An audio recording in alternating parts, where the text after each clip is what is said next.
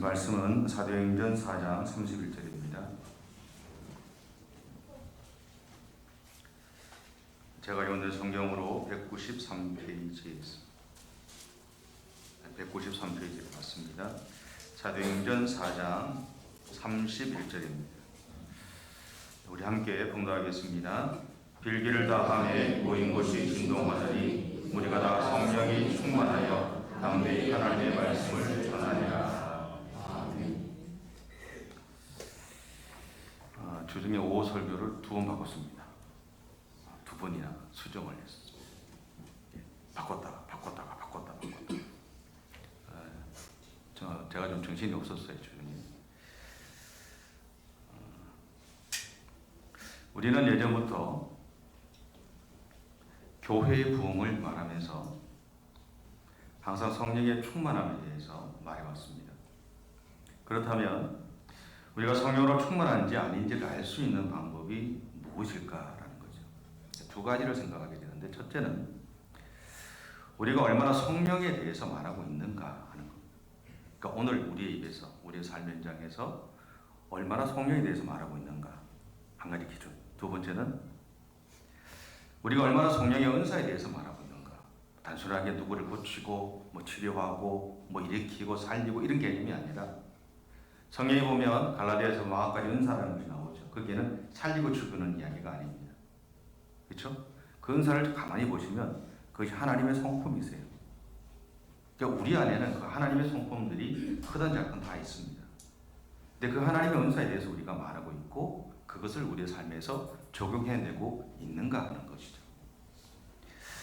저는 마틴 로이드 존스라는 목사님을 좋아합니다. 그분을 좋아하는 게 아니라 그분이 책을 좋아합니다. 그래서 몇 권을 제가 읽으면서 이분의 생각과 제 생각이 좀 비슷하기 때문에 좋아하는 거죠. 이번에 책에서 이런 이야기를 한 적이 있습니다. 성령 충만함의 증거는 그가 얼마나 많이 예수 그리스도를 영화롭게 하고 있는가 하는 것입니다. 성령으로 충만한 사람들은 예수 그리스도가 하나님의 아들이심을 증언하는 사람입니다. 성령으로 충만한 사람들은 예수 그리스도가 하나님의 독생자이심을 증언하는 사람입니다. 성령 충만한 사람들은 예수 그리스도가 우리 임금과 구주가 되심을 증언하는 사람입니다. 그렇다면 오늘 나의 삶에서 하고 있는가? 여러분의 삶에서 하고 있는가? 머리로 얘기하는 건 누구나 합니다. 왜? 많이 들었으니까. 저도 마찬가지고 우리 아이들도 마찬가지예요. 목사님의 설교를 듣다 보면 저 목사님보다는 이 목사님 설교가 낫대요. 판단하죠. 모르는 게 아니야, 알아요. 부산에 있을 때 아이가 제 설교를 계속 들었어요. 서울에 올라왔어요. 올라왔더니 어느 교회를 다녔어요. 계속. 제가 임재가 없을 때 다녔어요. 그분 설교를 듣더니 아이가 하는 이야기가 있었어요. 아빠, 그분 설교가 자기 귀에 쏙쏙 들어온대요. 자기 마음에 합당하다는 거죠. 아빠는, 너는 부산에서 아빠 설교 듣더니만, 그거는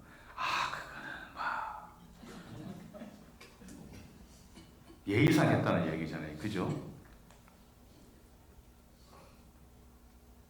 우리 안에 하나님의 성령의 충만함이 있다면 우리의 삶에서 하나님의 아들이심을, 그분이 내 구주가 되심을 증언하는 삶이 나타난다는 것. 그러면서 그는 이런 이야기를 합니다. 성령으로 충만했던 사람들이 지금 찬송가의 주제가 무엇인지 아십니까? 여러분 찬송가 좋아하시죠? 그렇지 않으세요? 저도 앞에서 인도하기 때문에 이렇게 계속 보고 있지. 근데 보면서 틀리는 이유가 뭐냐면 잘 안 보여요, 이제. 네. 그래서 사무실에 있는 큰 성경을 갖다 놓을까 싶기도 해요. 잘 안 보여요. 그게 틀리는 거예요. 왜 안경을 벗느냐? 안 보이니까 벗죠. 찬송가 가사를 이렇게 가만히 보면 다 예수 그리스도에 대한 이야기예요. 그렇죠? 그리고 예수님의 인격과 그분의 십자가의 죽으심과 부활에 대한 이야기만 있습니다. 사실 다른 건 없어요. 그러나 누군가가 성령에 대해서 말을 많이 하고 또 모든 시간들을 성령을 전하는 일에 사용한다고 하면 그 사람은 성령으로 충만한 사람일까요? 제가 질문을 할 때는 아니기 때문이죠. 아니다. 성령으로 충만한 사람은 예수 그리스도를 영화롭게 하는 일에 매진하는 사람입니다. 그리고 가장 중요한 것, 예수님과 만나는 사람입니다. 단순하게 예배 시간에 와서 예배를 드리는 것이 아니라 내 삶의 현장에서 계속 예수님을 만나는 사람을 말해요. 이제 연서가 군대를 가니까 제가 이야기할게요. 군대를 갔어요. 근데 제 군대 갈 때 옛날에 혹시 아세요? 남자분들은 아실 것 같은데 옛날 기도원에서 나온 파란색 성경, 요만한 거, 시편하고 그 다음에 신약에 들어있는 거, 다 받아보셨죠? 여자분은 잘 모르시잖아요. 요만한 거 있어요. 그걸 딱 군복에 딱 포켓 깎는 싹 들어갑니다. 그러니까 저희들 때는 훈련을 하면 50분 훈련하고 10분 휴식이에요. 그럼 뭐냐? 담배 피워요. 저는 담배를 안 피니까 그 시간에 이제 성경을 펴고 봤어요. 훈련 끝나니까 1도 가더라고요. 그리고 저녁에 오포를 뒤집어 쓰고 하기 전에 기도했어요. 지금은 못해요. 그때가 더 좋았어요. 그럼 애들이 보초 서는 애들이 막 건드려요. 안 자고 뭐 하냐고. 소리를 낼 수가 있나. 일단 기도 끝나고 그냥 자요. 한 몇 번 그랬더니 그 다음에는 건드리지 않아요. 제가 무슨 말을 들려고 하느냐면 우리 안에 하나님의 은혜가 충만하면 나도 모르게 내 삶에서 드러납니다. 왜냐하면 보고 싶잖아요. 알고 싶잖아요. 찾게 되죠. 기도하게 되죠. 그분을 알아가고 싶어 하게 됩니다. 여러분, 기독교는 체험의 종교죠. 그죠? 그렇다고 해서 그리스도인인 우리가 자신의 체험을 잘하는 사람은 아닙니다. 왜냐하면 함께 신앙생활을 하지만 어떤 사람은 체험에 깊이가 있는 사람이 있고 어떤 사람은 체험의 깊이가 얕은 사람도 있고요. 어떤 사람은 그 체험이 명확하게 드러나는 사람이 있고 어떤 사람은 그 체험이 명확하게 드러나지 않는 사람이 있습니다. 그래서 기독교는 체험의 종교이지만 자신의 체험을 전하는 종교는 아닙니다. 다만 그런 신앙적인 체험은 나 자신과 주변 사람들에게 신앙에 대한 욕구를 일으키는 중요한 출발점이 되는 것은 확실합니다. 그리고 신앙적으로 약한 사람들을 돕는 역할을 할 때가 있습니다. 다만 그리스도인은 나의 체험을 전하는 것이 아니라 예수 그리스도를 전하는 사람이 되어야 한다라는 겁니다. 오늘 본문은 이렇게 정언하고 있죠. 빌기를 다하매 모인 곳이 진동하더니 무리가 다 성령에 충만하여 담대히 하나님의 말씀을 전하니라. 여기서 빌기를 다하매 모인 곳이 진동하니 하더니라는 이 말이 제 안에 들어왔어요. 먼저 보면 모인 곳이 진동했다라는 것은 그 자리에 있던 사람들이나 제자들에게 무엇인가 특별한 일이 일어났음을 의미합니다. 그래도 여기는 살짝 진동했다는 얘기잖아요. 제 친구가 이제 터키에서 선교사를 하는데 몇 년 전에 터키에서 지진 났는데 봤었죠? 그때 제일 먼저 들어갔대요. 우리나라 방송국 한 군데하고 다 찍었대요. 얼마 전에 만났는데 그 친구가 그때 봤던 충격 때문에 회복이 안 됐어요. 이야기하면서 막 울어요. 그건 우리가 감당할 수 없는 흔들림이잖아요. 근데 여기서 이야기하는 것은 모인 곳이 진동했다는 것은 살짝 흔들렸다는 거예요. 우리 몸에 진동이 일어났다는 것일 뿐이라는 거예요. 예수님이 십자가에서 숨을 거두셨을 때 그 장면에서 보면 성경은 이렇게 정언하죠. 땅이 흔들리고 해가 가리워졌다. 땅이 흔들렸다는 거죠. 또한 이 사건에서는 죽은 자들이 많이 일어났다라고 말합니다. 이 모습은 예수님을 믿는 우리에게 일어날 구원의 사건을 사실은 암시하는 거죠. 또한 예수님을 믿는 우리가 죽음을 맞이했을 때 그 죽음은 영원한 이별이 아니라 하나님의 나라에서 다시 눈을 뜨는 것. 다르게 표현하면 우리가 영원한 생명을 소유하게 되었다는 것을 암시합니다. 그러게 모인 곳이 진동했다는 것은 다르게 표현하면 그 안에 성령의 임재하심이 일어났다.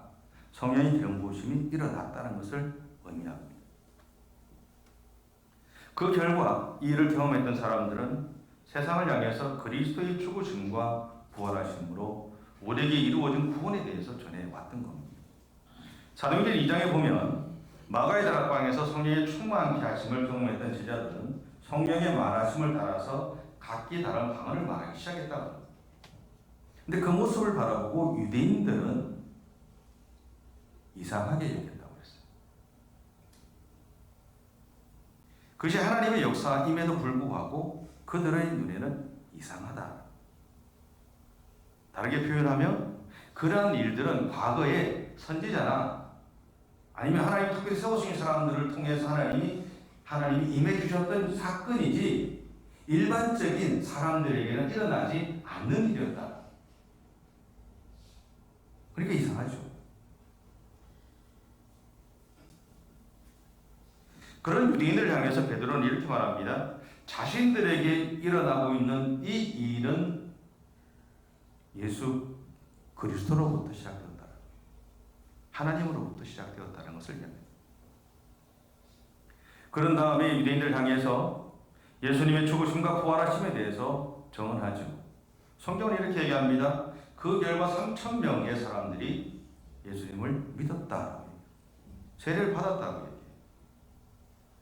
베드로가 달변가였을까요? 그렇지 않습니다. 어부였습니다. 어부가 뭘 알겠습니까? 기본적인 신앙만 알고 있는 거죠. 신앙 교육만 받았어요. 그가 달변가일 이유가 없습니다. 그런데 그가 하나님의 성령의 충만함을 받았더니 성령께서 그의 입술을 하나님의 도구로 사용하셨다.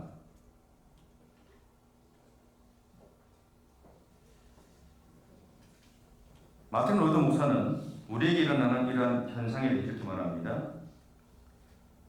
우리 모두에게는 성령이 계십니다. 그리고 여러분은 성령으로 세례를 받았습니다. 그러므로 지금 여러분에게 필요한 것은 내가 성령을 소유했음을 깨닫는 것입니다. 또한 여러분 자신을 성령님께 드려야 합니다. 그렇게 하고 나면 하나님이 나를 통해 행하시는 일을 깨닫게 될 것입니다.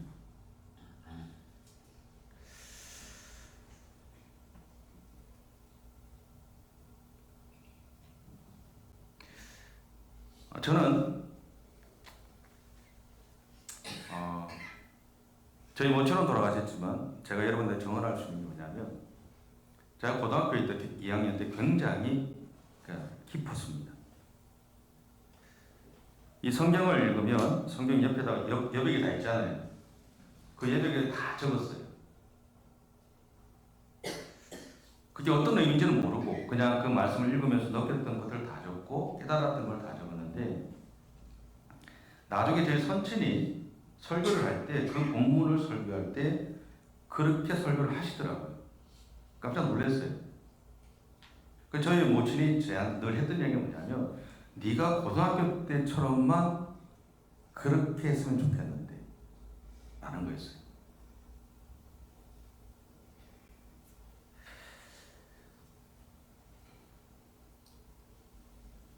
사도행전 6장과 7장에 보면 스데반의 순교 장면이 나옵니다.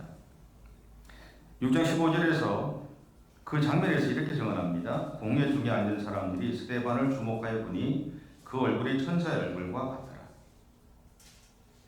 여러분, 스데반의 얼굴이 천사의 얼굴과 같이 되었다라는 말은 다르게 표현하면요, 스데반이 자신의 삶을 성령 하나님께 드렸다라는 것을 의미합니다. 하나 여쭤볼게요. 여러분은 여러분의 삶을 하나님께 드리셨습니까? 대답하지 마시고 여러분 스스로에게 묻어보십시오. 여러분은 여러분의 삶을 하나님 앞에 드렸는가? 스데반이 예수님을 통해서 새로운 피조물이 된 자신의 삶을 살아가기로 결정하고 살아가기로 결정한 다음에 하나님이 그를 통해서 나타나셨다는 거예요.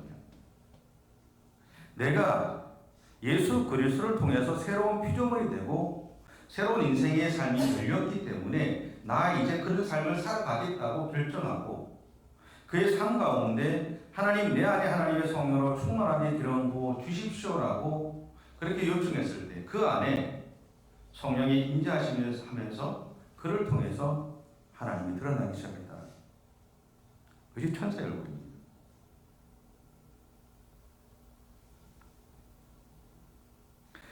그것은 스데반이 성령으로 충만해진 결과였죠. 다르게 표현하면요, 성령이 스데반 안에서 일하기 시작한 모습입니다. 그 모습은 오늘 우리들의 삶에서도 동일하게 일어나고 있다는 사실입니다.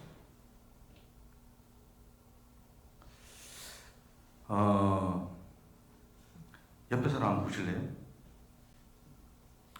보기 싫어요? 기분이 안 나죠? 나도 기분이 안 나네요.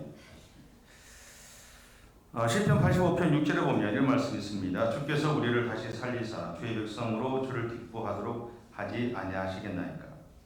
그리고 하박국 3장 2절에 보면 여호와여 내가 주께 대한 소문을 듣고 놀랐나이다. 여호와여 주는 주의 일을 이 수년 내에 부응케 하옵소서. 이 수년 내에 나타내시옵소서. 진노 중에라도 긍휼을 잊지 마옵소서. 이 두 가지 말씀을 근거로 해서 켄달이라는 목사님은 그 부흥에 대해 이런 이야기를 했습니다. 부흥이나 갱신이라는 것은 하나님의 백성과 관련된 용어입니다. 이미 생명을 얻은 자만이 다시 살려짐을 당할 수 있습니다. 왜냐하면 생명을 잃어야만 다시 살아날 수 있는 길이 열리기 때문에 그렇습니다. 여러분, 우리는 예수 그리스도를 믿음으로 우리 이전 생명은 죽은 겁니다. 예수 그리스도를 믿음으로 우리 이전 삶은 죽은 것이고 그리고 나서 예수님을 통한 새로운 삶이 시작된 겁니다. 예전에 말씀드렸는지 모르겠는데 제 모교회에서 어느 권사님이 자기 집에 무당이 있어서 찾아갔어요. 왜 찾아갔냐? 장난삼아 자기 손금 받으려고 그랬대요. 그래서 제가 그 일을 듣고 속으로 그렇게 생각했어요. 고등학교 때입니다. 별 웃기는 짓을 했네. 보이지 않을 건데. 근데 무당이 뭐라고 했냐면 그 사람이 당신 예수 믿지 않냐고 당신은 안 보인다 그랬대요. 그래서 그 얘기 듣고 그건 진짜 병이라고 그랬어요. 예수 믿은 다음에 안 보이는 이유가 뭐냐면 믿기 전에는 있을 수 있어요. 예수 믿은 다음에 여러분의 인생에 사람들 이야기에 여기 숨으면은요, 그게 예수 그리스도의 피가 있어요. 다 씻어버린 거예요. 깨끗한 거예요. 그럼 그때부터 내가 그리는 인생이 열리는 거예요. 그것이 새로운 삶입니다. 그것이 새로운 피조물이 되었다는 의미예요. 그걸 기억하세요. 그 이야기를 하는 겁니다.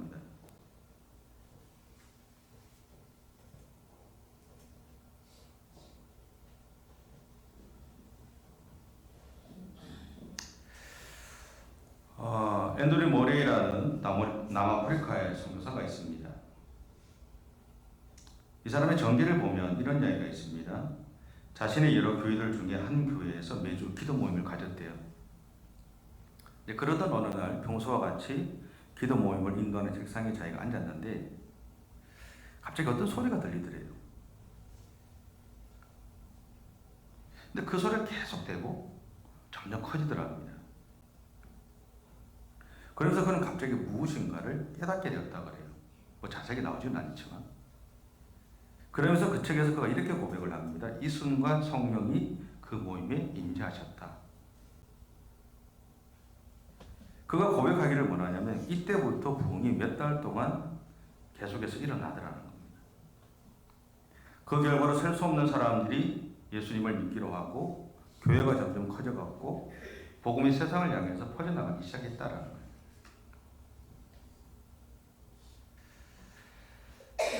여러분, 부흥이라고 하는 것, 그것은요, 사모하는 사람들이 모인 공동체에서 하나님이 시작하는 겁니다. 여러분이 여기에 교회를 세우셨잖아요. 그죠? 세우셨을 때 여러분의 꿈이 뭐였어요? 여러분 제 이름이 다 있잖아요. 예수님이 원하는 참된 교회라고. 그게 맞죠? 예수님이 원하는 교회를 세우고 싶어. 그럼 나는 지금 예수님이 원하는 삶을 살고 있어요?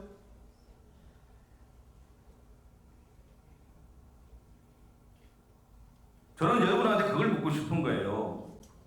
그렇다 그러면 나는 예수님이 원하는 삶을 살고 있는가? 목사인 저는 살고 있는가? 그러면 예수님이 원하는 교회가 되기 위해서 내가 지금 무엇을 하고 있는가?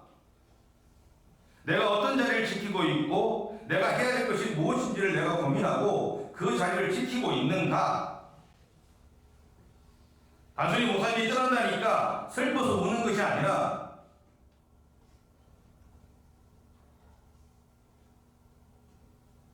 여러분 기억하셔야 돼요. 목사는 있고 안 있고가 하나님의 뜻에 있어요. 죄송합니다. 그럼 남겨진 우리는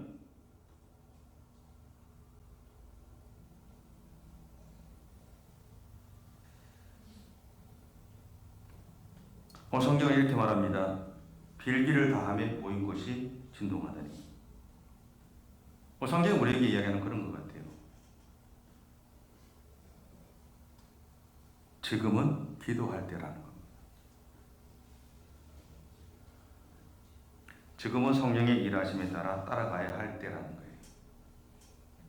지금은 아파만 하고 있을 때가 아니라 교회 공동체를 더욱 단단하게 세워가야 할 때라는 겁니다. 그래서 제가 여러분한테 부탁하고 싶은 게 있어요. 새벽에 나오십시오. 기도하셔야 됩니다. 건강한 교회를 만들기 위해서, 예수님이 원하는 교회를 만들기 위해서 새벽에 나오세요. 금요기도에 나오세요. 멀어서 못 나오면 집 근처에 가서 하세요. 우리 교회를 더 단단하게 만들기 위해서 이제는 여러분이 움직이셔야 됩니다. 그래서 정말 하나님이 원하시는 교회답게 세워가기 위해서 달려가셔야 될 시점이라는 거예요.